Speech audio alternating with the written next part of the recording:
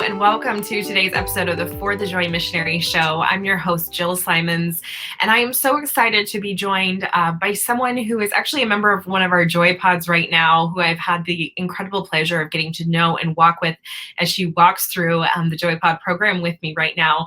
I'm going to be talking with Mary Thissen, who has just a really beautiful story of God entering into one of the hardest things that a family can go through, which is the loss of a child.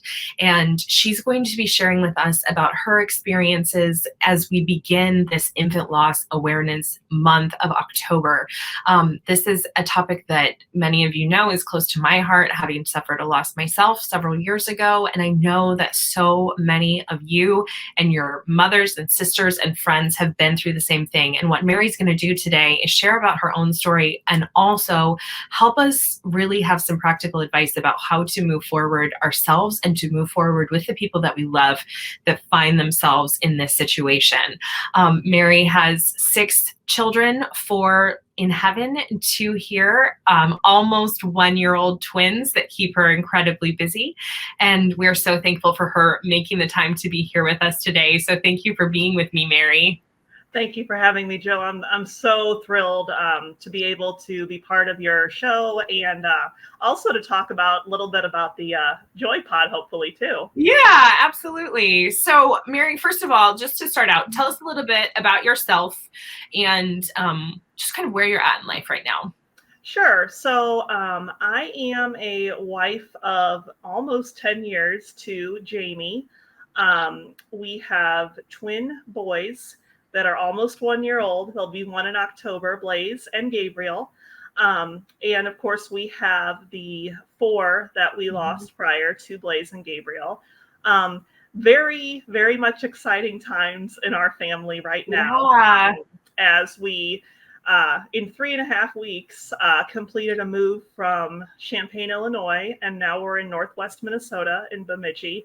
Crazy transition and quick transition.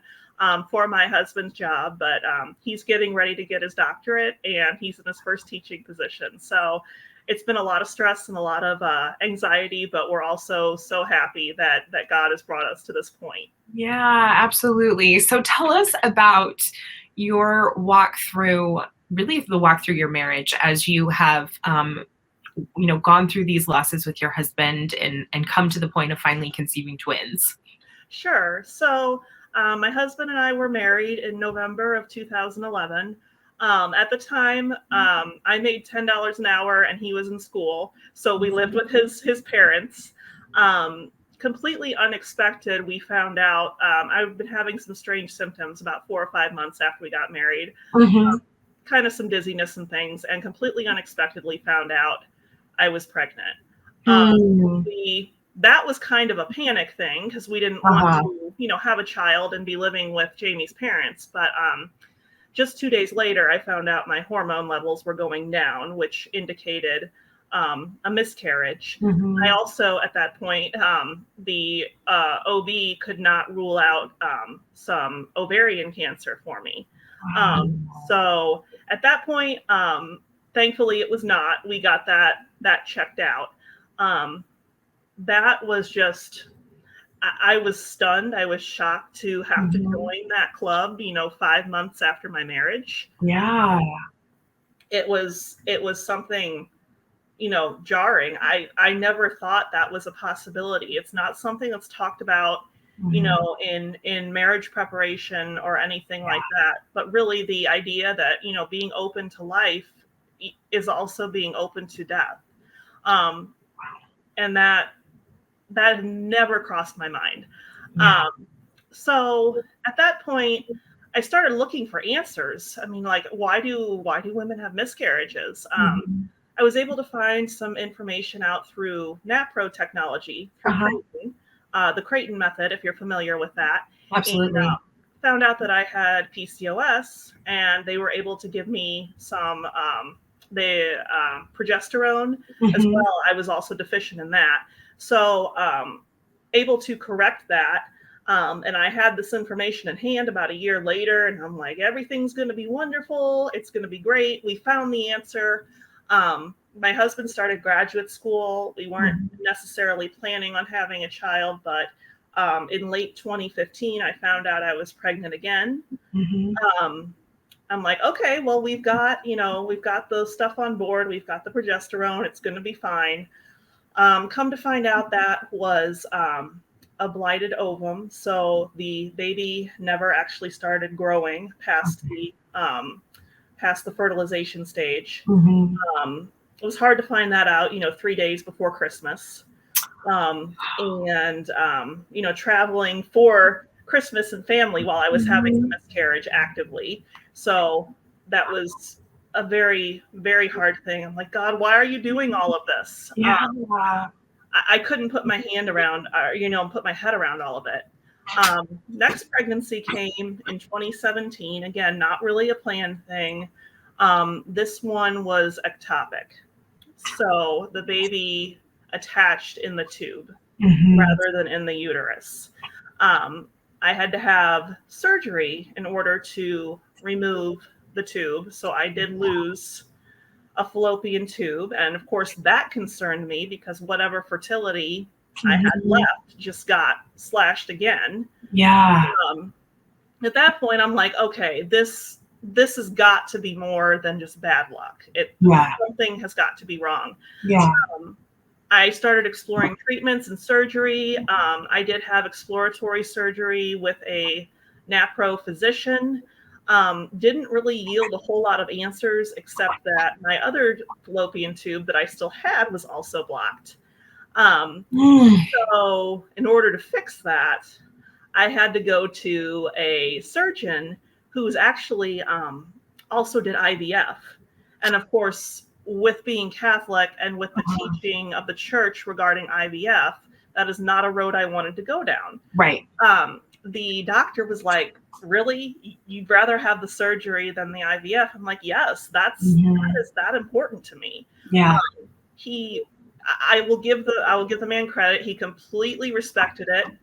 I think he felt a little difficult doing it for him, but he did it, and it was wonderful, and it was successful. Yeah. So I'm like, okay, now we have everything figured out, right? So this time we did intentionally conceive and found out I was pregnant in the spring of 2019, just to find out again there was a blighted ovum. So the child did not grow beyond fertilization stage. Yeah. With the blighted ovum, there is the sac, but you can't see a baby in there. Gotcha. So at this point, I'm just like, I wanted to give up. I'm like, what is this all for? And at the time, our marriage was just, we were going through, stress with graduate school, Jaime working on a doctorate, and the stress of losing these children. It was a strain in our marriages. And I look back and I'm like, I don't know how we made it through, but for the grace of God. Yeah.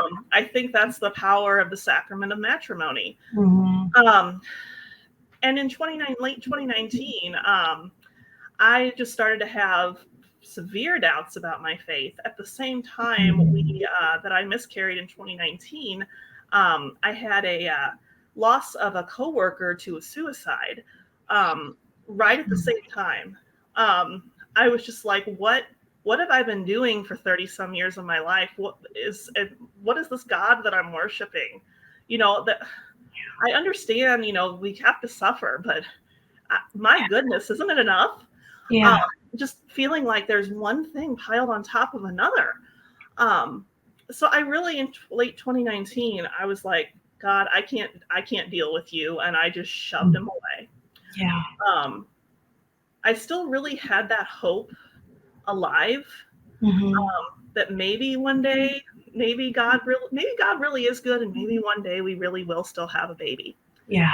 So, I just wasn't ready, even though I was having, a little temper tantrum with God. I wasn't ready to really give that up.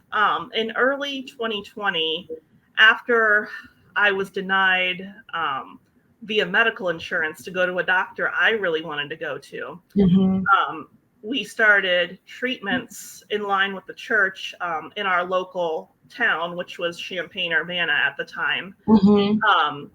You know, it's like, okay, I don't know if this is going to work, but I knew that I would go through my whole life regretting it if I didn't do it, if I didn't try it.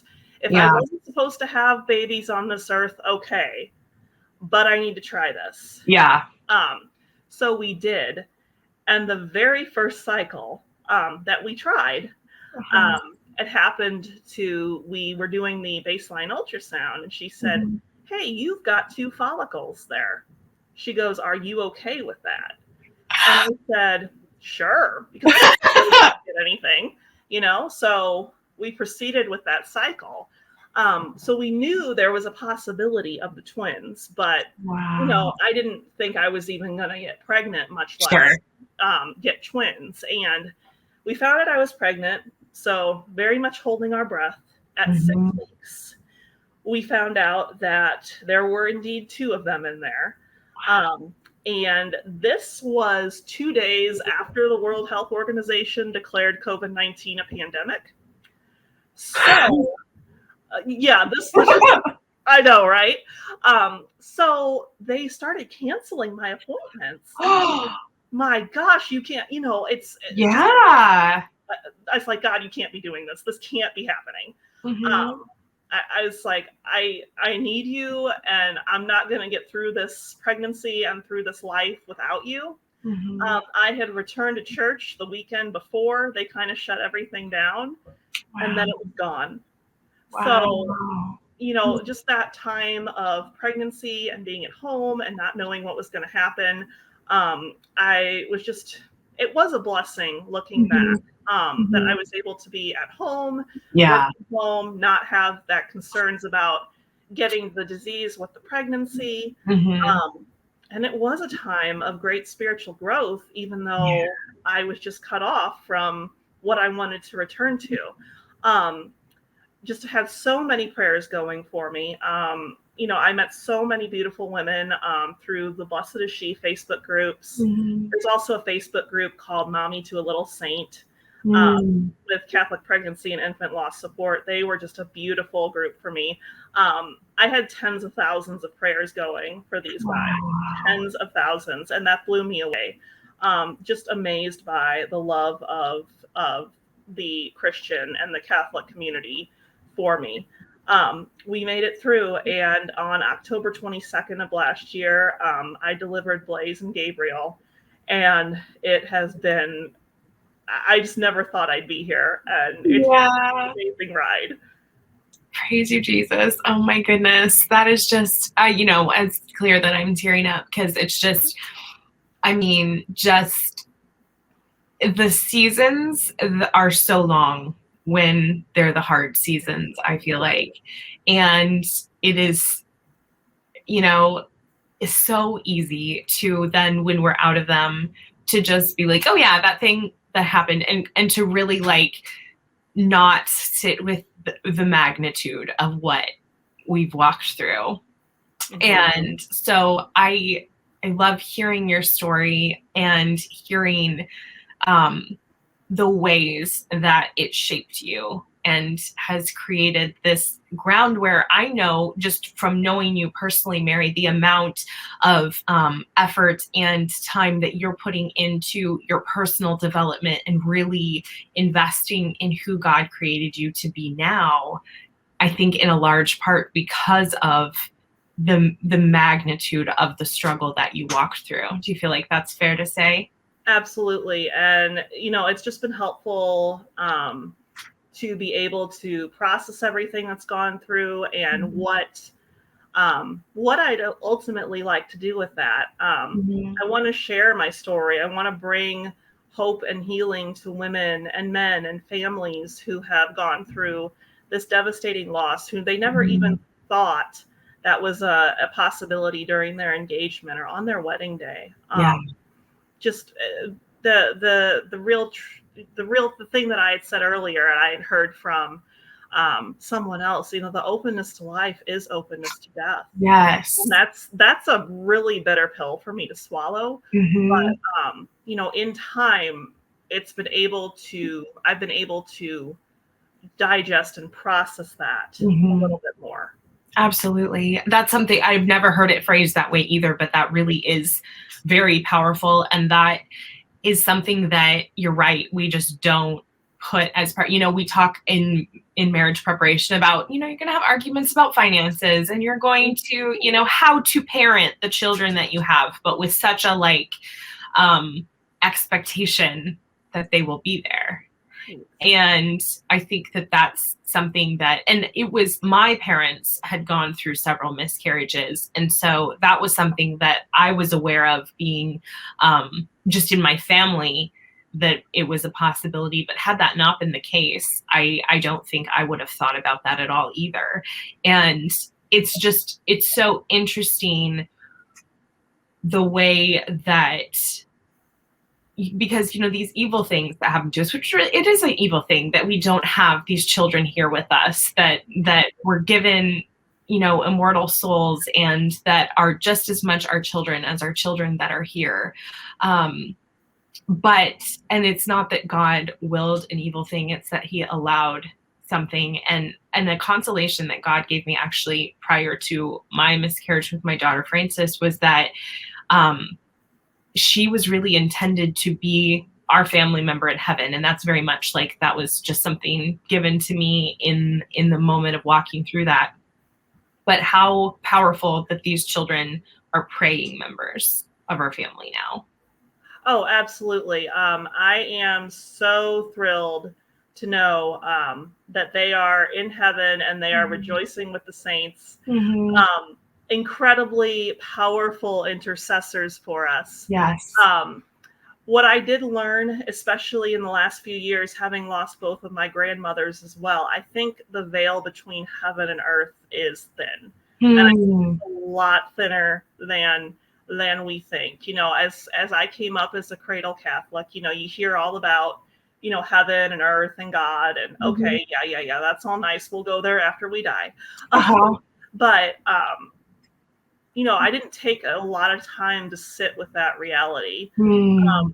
And really in the Apostles' Creed, the line that jumps out to me thinking about the communion of saints. Yeah. We really are all united, whether it's somebody we're missing that was still on earth and they're in another geographic location, or if they've made it to heaven, or wherever they may be.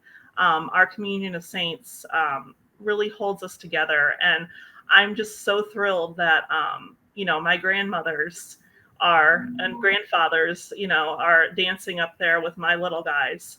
My grandmother, who passed away earlier this year, had the incredible opportunity to meet her great-grandchildren Earthside before she passed away. Yeah. Long before I ever knew that I had any type of issue with miscarriage or fertility, long before I was even married, she said, before I leave this earth, I'd like to meet my great-grandchildren. And for many years, I didn't know if that was going to happen. Sure. They were born in October of 2020, and she ultimately ended up passing away in March of 2021.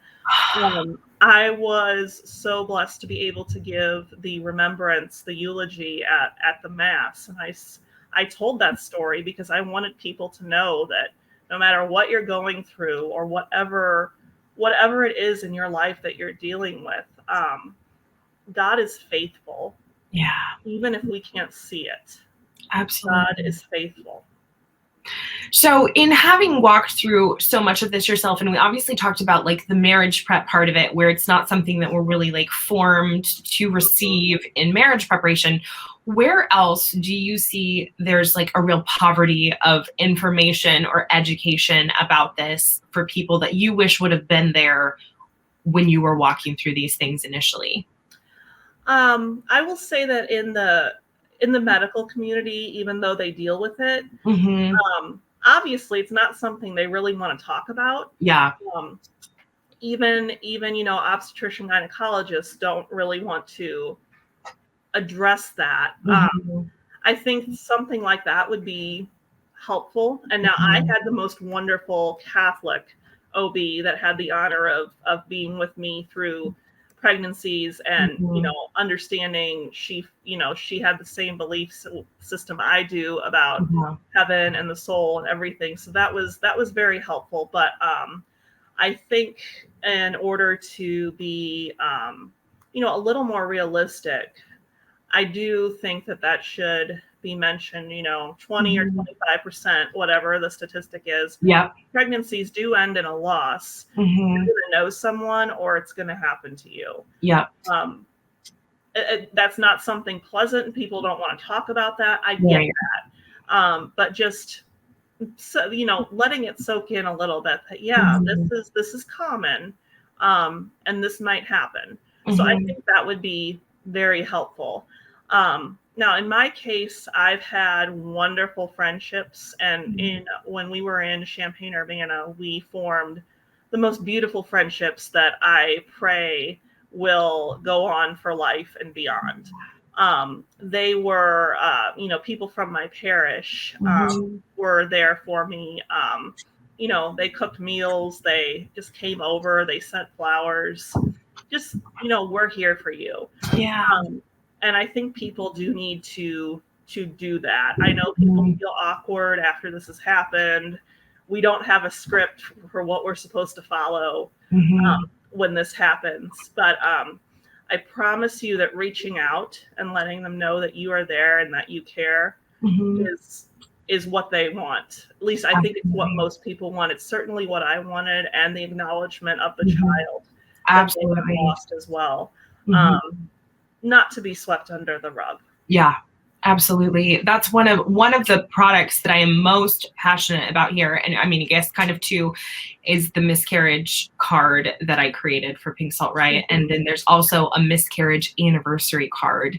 And what I love about it is because they were written out of a place of like, well, man, what would have actually been helpful for someone to say to me? And the anniversary card, on the front, it just says, I think often of the little one missing from all of our lives. And that there's really that acknowledgement that like the community is losing something. It's not just, you as mom, maybe your husband as dad. And that's kind of, it's isolated to that. It's something that like there was really a place in the community for this child that is empty now. And acknowledgement of that is really powerful. I feel like for also kind of validating the ongoing struggle with having had those miscarriages. Absolutely. Everyone was just thrilled to learn of these new little lives that we had praying. And then, to have to suffering through that news and then breaking it to the rest of the community. Everybody really was, preparing to welcome this new one and to raise them in, in the way that God, God knows and loves them and God made them to be. And it is a real loss for everyone. So I absolutely love that there are more things like the miscarriage cards and the anniversary cards that we're starting to see. Absolutely. And just that, the more conversations about how to be present even when it isn't your story, when it's somebody else's that's walking through it. And so is there anything that you can point to that people, because you mentioned, acknowledgement, bringing flowers and things like that. Was there anything that stands out to you in your mind that some of these friends did for you that really, not that it's going to change the emotional state of the situation, but really felt allowed you to feel their presence and their being with you in the grief? I would say yes. I'm going to go back to a minute for the Facebook group, Mommy to Little Saint. I have never even met most of these women in person, and I don't know if I will, but they took the time to send care packages, books. There was a beautiful book written by a lady named Heidi Indahl. It's called Blessed is the Fruit of Thy Womb. And it's reflections on the mysteries of the Rosary intertwined with her stories of loss and how the history of the rosary might be able to tell us something about that. I found that really beautiful and really powerful.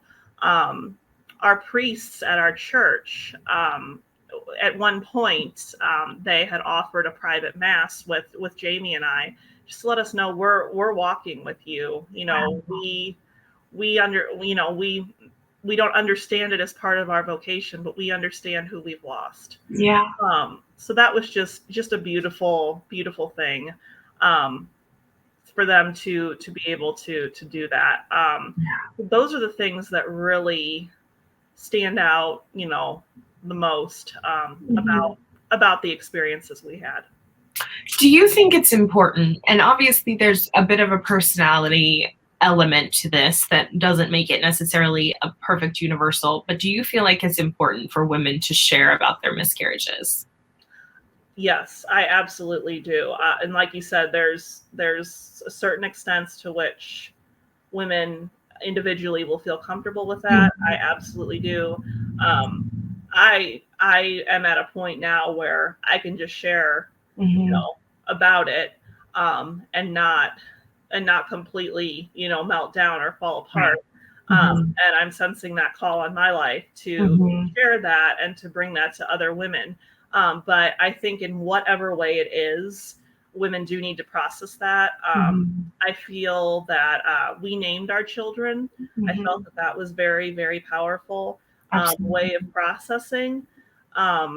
Absolutely, you need to be, you know, communicating with your spouse about everything that you're thinking and feeling and going through.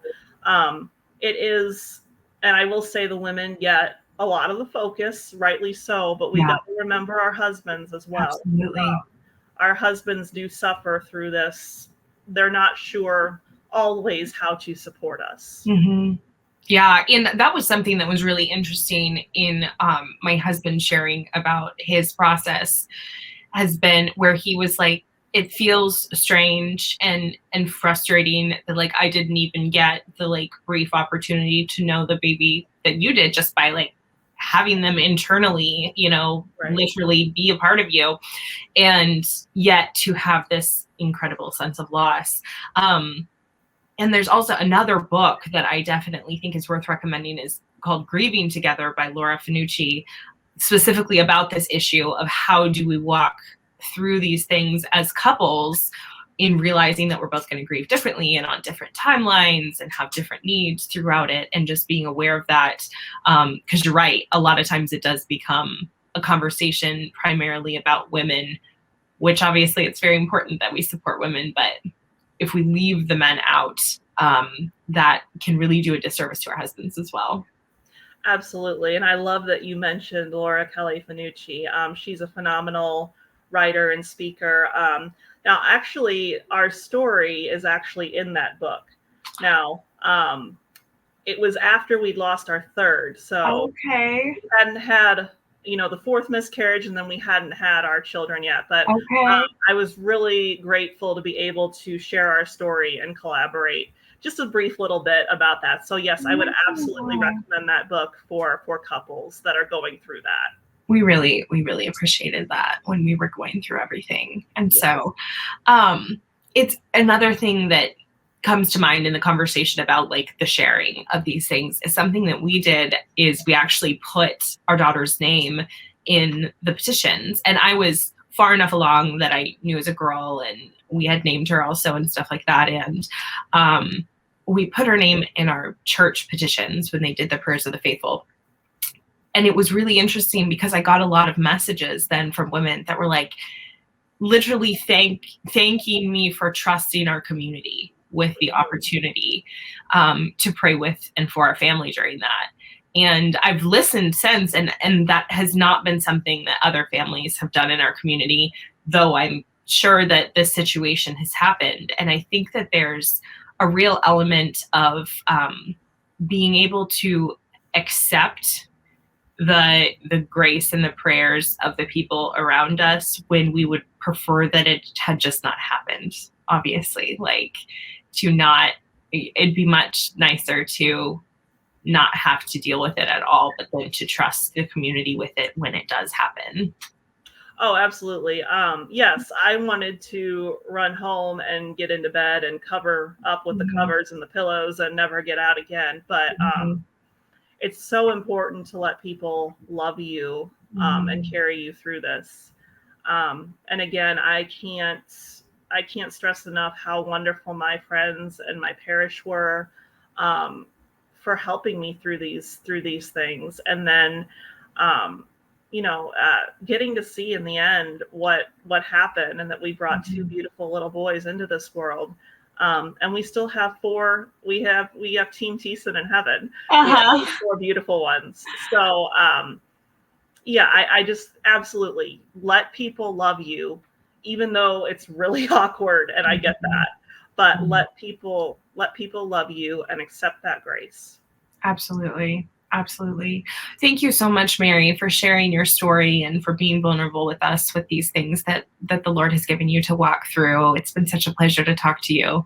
Oh, it's been wonderful to talk to you, Jill. I hope that, just even one woman who is hurting hears this and knows that there is hope on the other side, and always remember that God is faithful. Absolutely.